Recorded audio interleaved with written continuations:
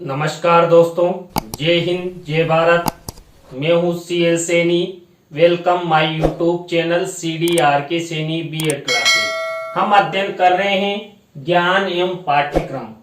ज्ञान एवं पाठ्यक्रम पेपर के अंतर्गत आज की लाइव क्लास में हम ज्ञान के रूप देखिए। ज्ञान के रूप कौन कौन से हैं? ज्ञान के 7 रूप हैं, जिनमें से पहले की क्लास में हमने 4 रूपों के बारे में अध्ययन कर लिया है। इस क्लास में हम जो ज्ञान के अंतर्बोध रूप हैं, प्रकटीय ज्ञान के रूप हैं और डिजिटलीय ज्ञान के रूप है, इन 3 प्रकार के रूपों का अध्ययन करेंगे। तो आप सब बने रहें हमारे साथ, हमारे YouTube चैनल के साथ। और यदि आप हमारे YouTube चैनल पर पहली बार आए हैं तो हमारे YouTube चैनल को सब्सक्राइब करें और पास ही बने बेल आइकन के बटन को जरूर दबा देवे। देखिए, हम जो ज्ञान के रूप है, जो ज्ञान के 7 रूप हैं, इसमें एक एक करके उनकी परिभाषाएं आपको बताते हैं। फिर हम 5वें, 6ठे और 7वें नंबर का ज्ञान का रूप आपको बताएंगे, उस पर चर्चा करेंगे। देखिए, ज्ञान के रूप प्राप्त करने के तरीकों के आधार पर ज्ञान विभिन्न रूपों में दिखाई देता है, उसे हम ग्रहण कर सकते हैं। देखिए, जो पहला प्रकार का ज्ञान होता है, यानी कि ज्ञान का जो पहला रूप है, उसमें इंद्रियों के बोध से प्राप्त ज्ञान को संवेदी ज्ञान कहते हैं। तो ये पहला रूप है ज्ञान का। इसी तरह देखिए, जो दूसरा रूप है, इससे पहले की क्लास में भी इनके बारे में मैंने आपको बता दिया था। जब इंद्रिय बोध को छवियों के रूप में मन में संग्रहित किया जाता है और आवश्यकता पड़ने पर सोच में लागू किया जाता है, तो इस तरह के अर्जित ज्ञान को अनुभवात्मक ज्ञान कहा जाता है। यानी कि चित्र रूप में हमारे मस्तिष्क में जो धारणाएं बनती है, उन धारणाओं को अनुभवात्मक ज्ञान कहा जाता है। इसी तरह 3rd नंबर का ज्ञान का रूप है वस्तुओं से प्राप्त ज्ञान, जिसे हम प्रत्यक्ष संबंधों के माध्यम से समझाया नहीं जा सकता, लेकिन अप्रत्यक्ष संबंधों के माध्यम से अनुमान लगाया जा सकता है। उसे प्रदर्शनकारी ज्ञान कहा जाता है। यानी कि देखिए, अनुमानित जो ज्ञान होता है वो प्रदर्शनकारी ज्ञान कहलाता है। इसी तरह जो 4th नंबर का हमारा ज्ञान है, जब आगमनात्मक और निगमनात्मक तर्कों के प्रयोग द्वारा जो ज्ञान अर्जित किया जाता है, तो उसे हम तार्किक ज्ञान कहते हैं। इसी तरह हमारा जो 5वें नंबर का ज्ञान है, जब कोई व्यक्ति सचेत अनुभवों और तर्क से परे ज्ञान प्राप्त करता है, तो उसे सहज ज्ञान कहते हैं, अंतर्बोध ज्ञान कहते हैं। इसी तरह देखिए, जो वह ज्ञान जो मानव अनुभवों से परे है और भगवान या सर्वशक्तिमान द्वारा, यानी कि ऋषियों और संतों या मसीहाओं या विद्वानों को प्रकट किया गया है, उनके द्वारा प्रकट किया गया है, उसे प्रकट ज्ञान कहा जाता है। इसी तरह देखिए, जो डिजिटल रूप में संग्रहित और कंप्यूटर के लिए सुलभ टेक्स्ट और दस्तावेज डिजिटल ज्ञान का प्रतिनिधित्व करते हैं। यानी कि जो वर्तमान में कंप्यूटरीकृत ज्ञान है, उसे हम डिजिटलीय ज्ञान कह सकते हैं। तो ये ज्ञान के 7 रूप है। इससे पहले हमने 4 रूपों का अध्ययन कर लिया था। इसमें देखिए, 5वें नंबर का रूप अंतर्बोध ज्ञान। कि अंतर्बोध ज्ञान क्या होता है? अंतर्बोध ज्ञान देखिए, यहाँ पर जब मन संवेदी धारणाओं और बौद्धिक तर्क से परे हो जाता है और चेतना के उच्चतम स्तर में गहराई से अवशोषित हो जाता है, जिससे हम परिस्थितियों, लोगों की भावनाओं या 2 विचारों के समझौते यानी कि सहमति असहमति आदि को समझने में सक्षम होते हैं। सचेत तर्क या अध्ययन की आवश्यकता के बिना तुरंत इसे कहा जा सकता है सहज बोध, यानी कि अंतर्बोध ज्ञान इसे कहा जाता है। देखिए, जब हम जो हमारी संवेदी धारणाएं हैं जो ज्ञान को ग्रहण करती है, इन संवेदी धारणाओं और बौद्धिक तर्क से परे जब हमारा मन हो जाता है या जब हम चेतना के उच्चतम स्तर पर पहुंच जाते हैं या ज्ञान को अवशोषित करने लग जाते हैं, तो हमारी जो परिस्थितियां बनती है उन परिस्थितियों के द्वारा हम क्या करते हैं, ज्ञान की प्राप्ति करते हैं। और आपस में जो भावनाएं हमें मिलती है लोगों से, क्योंकि हम सब सामाजिक प्राणी हैं, तो मानवीय मूल्यों के द्वारा भी हमें ज्ञान की प्राप्ति होती है। और कई बार दो विचार, देखिए जब व्यक्ति आपस में बातचीत करते हैं तो कई प्रकार के विचार हमें मिलते हैं, ग्रहण करते हैं, लेकिन जब दो विचारों के बीच में सहमति असहमति प्रकट की जाती है तो उस विचार को समझने हेतु जो सहमति असहमति हमारे द्वारा प्रकट की गई उस परिस्थिति को समझना ही अंतर्बोध ज्ञान, सहजबोध ज्ञान कह सकते हैं। जो लोग चेतना को एक बिंदु पर, जैसे ध्यान, देखिए एक बिंदु का मतलब हमारा ध्यान एक जगह केंद्रित हो जाता है, केंद्रित कर सकते हैं, और जिसके पास समृद्ध और विविध पृष्ठभूमि के अनुभव है उन्हें सहज अनुभव प्राप्त होते हैं। यद्यपि अंतर ज्ञान पूर्ण निश्चितता प्रदान करता है, ये हमारे लिए बहुत कम ही उपलब्ध होता है। दावा यानी सहज ज्ञान युक्त निष्कर्ष हमेशा सत्य होते हैं, सभी द्वारा स्वीकार नहीं किए जा सकते। देखिए, जो अंतर्बोध ज्ञान है ये मनुष्य को कम ही मिलता है कि हम सचेत होकर सत्य युक्त ज्ञान प्राप्त करें, क्योंकि इनमें दो विचारों को समझने की क्षमता का होना आवश्यक है। अपना जो मन है उसको चेतन अवस्था में सक्रिय रखना आवश्यक है। तो व्यक्तियों में इतनी चेतनता, इतनी सक्रियता नहीं होती कि वो अंतर्बोध ज्ञान ग्रहण कर सके। तो यहाँ पर ये अंतर्बोध ज्ञान, जिसे हम सहज ज्ञान के नाम से भी जानते हैं। इसी तरह देखिए नेक्स्ट ज्ञान है हमारा प्रकट ज्ञान। देखिए, हमने प्रकट ज्ञान के बारे में आपको शुरू में भी बताया था कि जो हमारे ऋषि मुनि हैं, हमारे जो ईश्वर हैं या मसीहा है, जिनके द्वारा जो ज्ञान प्रदान किया गया, प्रकट किया गया, उत्पादित किया गया, उसे हम प्रकटीय ज्ञान कहते हैं। संपूर्ण मानव जाति के लिए या किसी व्यक्ति के लिए संदेशों को रिकॉर्ड किया गया है और उन्हें सजोया गया है, क्योंकि माना जाता है कि वे भगवान जैसी किसी अलौकिक शक्ति से आए हैं। इस दिव्य ज्ञान की जांच नहीं की जा सकती। यानी कुल मिलाकर जो हमारे विद्वान है, हमारे जो मसीहा है, हमारे जो महान शिक्षक है, जिनमें अधिक ज्ञान है और वो अपने मुंह से यदि एक बात भी बोलते हैं तो उस बात को संग्रहित किया जाता है और उस संग्रहित बात को ही ज्ञान का रूप प्रदान कर दिया जाता है। जैसे मान लीजिए हमारे स्वामी विवेकानंद जी, इन स्वामी विवेकानंद जी द्वारा जो भी बातें कही गई, उनके जो प्रवचन हैं, उन प्रवचनों को ही हम क्या मान लेते हैं, ज्ञान मान लेते हैं। और वो ज्ञान ही प्रकटीय ज्ञान कहलाने लग जाता है। वेद, कुरान, बाइबिल आदि जैसे धार्मिक ग्रंथ ऐसे अधिकार का दावा करते हैं जो सीधे चुने हुए महापुरुषों द्वारा प्राप्त किए गए थे।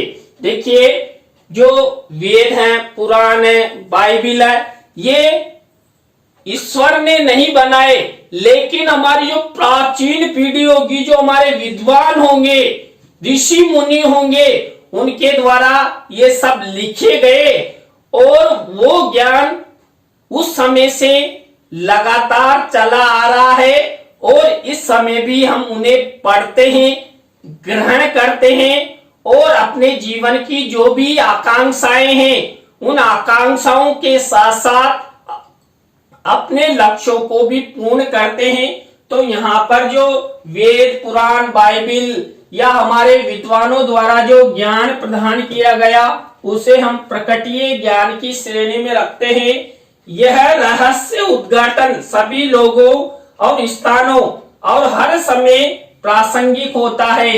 उनका अध्ययन करना, समझना और समझाना है, लेकिन पूछताछ या परिवर्तन नहीं किया जा सकता। क्यों? क्योंकि हम ये मानते हैं कि जो हमारे वेद है, हमारी जो कुरान है, हमारे जो बाइबिल है, ये सब ईश्वर द्वारा प्रदत्त हम मानते हैं।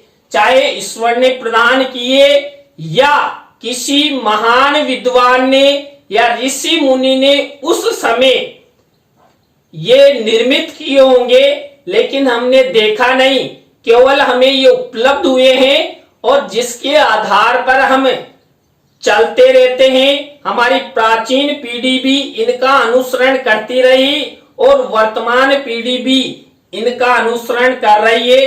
तो कुल मिलाकर कहा जा सकता है कि जो हमारे प्राचीन ग्रंथ है, कुरान है, बाइबिल है, ये प्रकृतीय ज्ञान के स्रोत माने जा सकते हैं और इनका निर्माण हमारे जो महान विद्वान हुए होंगे उन्होंने निर्मित किए होंगे, जिन्हें हमने कभी देखा नहीं, केवल सुना है। लेकिन उनका जो ज्ञान है उनको रिकॉर्ड कर लिया, यानी कि एक लिखित रूप में, जैसे वेदों के रूप में, कुरान के रूप में, बाइबिल के रूप में रिकॉर्ड करके एक पुस्तकीय ज्ञान के रूप में हम सबके सामने प्रस्तुत कर दिया।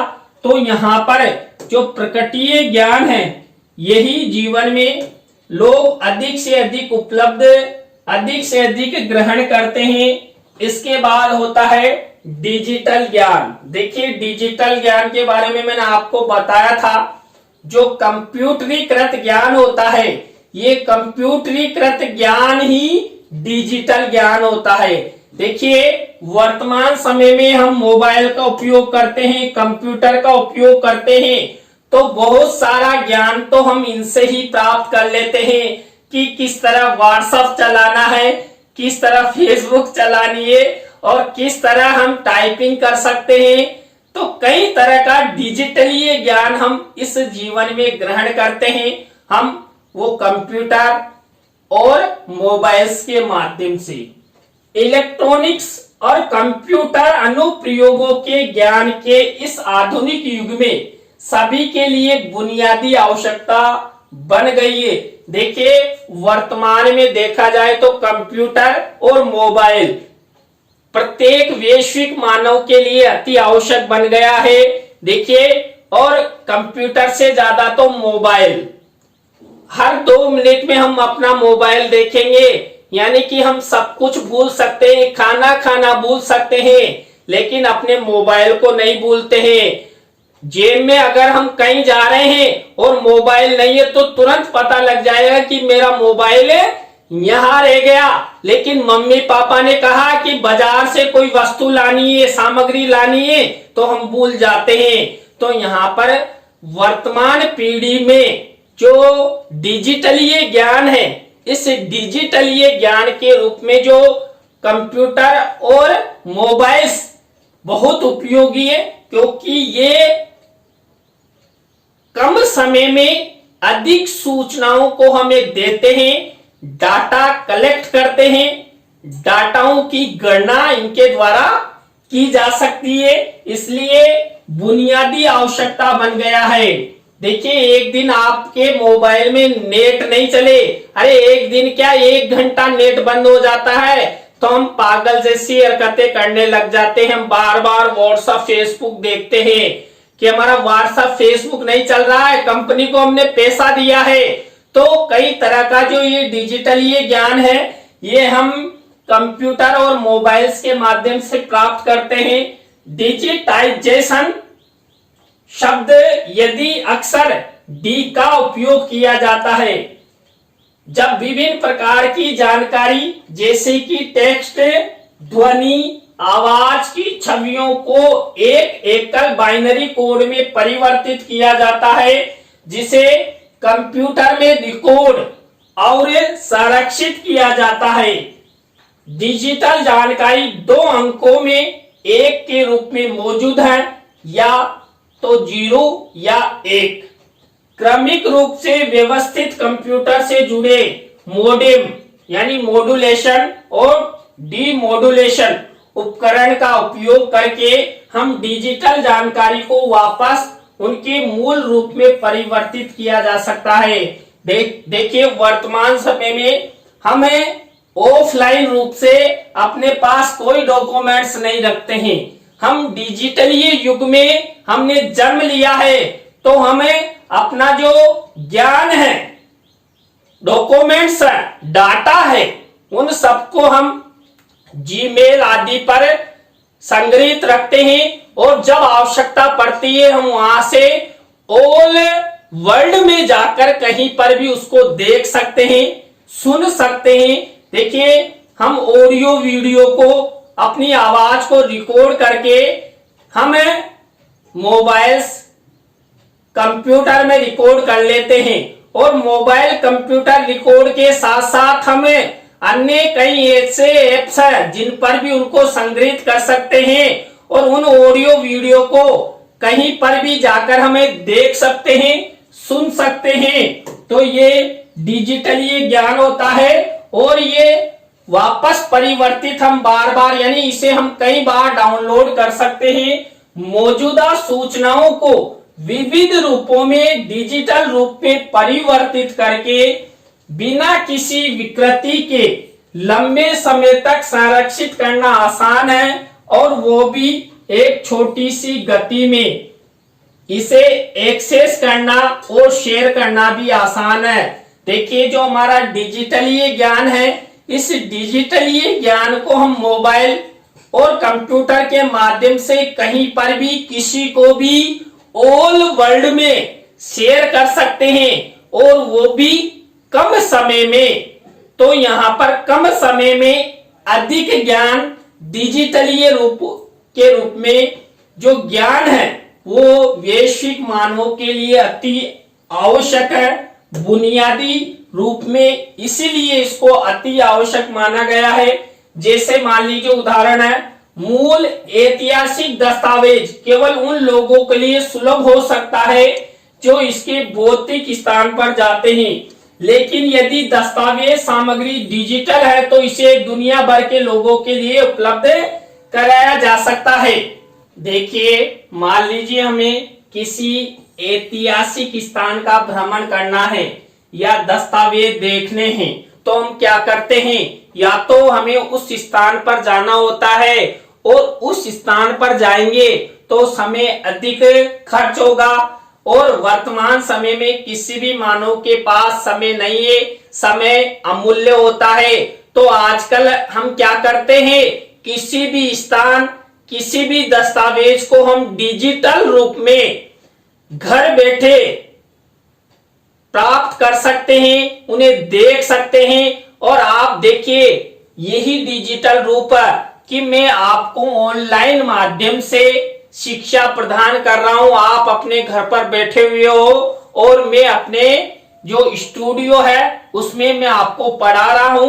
तो इस रूप को हम डिजिटली जो रूप है, ये डिजिटल ये रूप वर्तमान मानव के लिए बहुत ही आवश्यक है, जो हमें घर बैठे कम समय में अधिक ज्ञान प्रोवाइड करवाता है। ऐतिहासिक स्थान या दस्तावेज की इस ऐतिहासिक और दस्तावेज के आधार पर हम घर बैठे उन्हें देख सकते हैं, उन्हें उनके दस्तावेज देख सकते हैं। ऐतिहासिक और सांस्कृतिक रूप से महत्वपूर्ण डेटा के डिजिटलीकरण की ओर रुझान बढ़ रहा है। वर्तमान समय में देखिए आप विश्व के किसी भी पर्यटन स्थल को देखना चाहते हैं, उसके बारे में जानना चाहते हैं, ज्ञान प्राप्त करना चाहते हैं, तो आपको घर बैठे उसके बारे में पता लग जाएगा और वो आप अपने मोबाइल और कंप्यूटर पर उसे देख सकते हैं। डिजिटल जानकारी के रूप में संग्रहित ज्ञान को प्राप्त करना और ऐसी जानकारी तक पहुंचने के लिए आवश्यक कौशल विकसित करना डिजिटल ज्ञान का गठन करना है। देखिए हम क्या करते हैं कि हमें यदि डिजिटल ज्ञान प्राप्त करना है या प्रेषित करना है, शेयर करना है, तो हम कंप्यूटर का कोर्स करते हैं, मोबाइल चलाना सीखते हैं। और यदि हम मोबाइल और कंप्यूटर चलाना सीख जाते हैं तो कम समय में अधिक ज्ञान अपने मस्तिष्क में धारण कर सकते हैं और अधिक लोगों को कम समय में डिजिटली रूप में ज्ञान प्रोवाइड करवा सकते हैं। देखिए मान लीजिए मैं ऑनलाइन माध्यम से आपको पढ़ा रहा हूं, तो ऐसे तो कक्ष में मैं 50 विद्यार्थियों को पढ़ाता हूं, लेकिन ऑनलाइन रूप में हम लाखों करोड़ों स्टूडेंट को एक साथ अध्ययन करवा सकते हैं। और देखिए जब कक्ष में 50 स्टूडेंट बिठाए जाते हैं तो वहां पर स्थान की भी आवश्यकता होती है, सुविधाओं की भी आवश्यकता होती है। लेकिन ऑनलाइन माध्यम में जब हम लाखों करोड़ों छात्रों को एक साथ पढ़ाते हैं तो स्टूडेंट क्या करते हैं, घर पर बैठे ही अध्ययन कर लेते हैं, अपनी परीक्षाओं की तैयारी कर लेते हैं और अच्छे अंकों से वो पास हो जाते हैं। किसी भी परीक्षा में उनका सिलेक्शन हो जाता है। अपने जीवन के लक्ष्यों, अपने जीवन की कल्पनाओं को वो डिजिटल रूप में सार्थक कर सकते हैं। तो देखिए आज की क्लास में हमने ज्ञान के रूप पार्ट 2 का अध्ययन किया, जिसके अंतर्गत हमने अंतर्बोध ज्ञान, प्रकटीय ज्ञान और डिजिटल ज्ञान के बारे में अध्ययन किया। आज की क्लास आपको कैसी लगी कमेंट्स में हमें जरूर बताएं। अच्छी लगी हो तो लाइक करें, कमेंट्स करें और शेयर जरूर करें दोस्तों। इसी तरह नए टॉपिक के साथ हम आपसे फिर मिलेंगे CDRK Saini B Ed classes YouTube channel पर। जय हिंद, जय भारत, राम राम।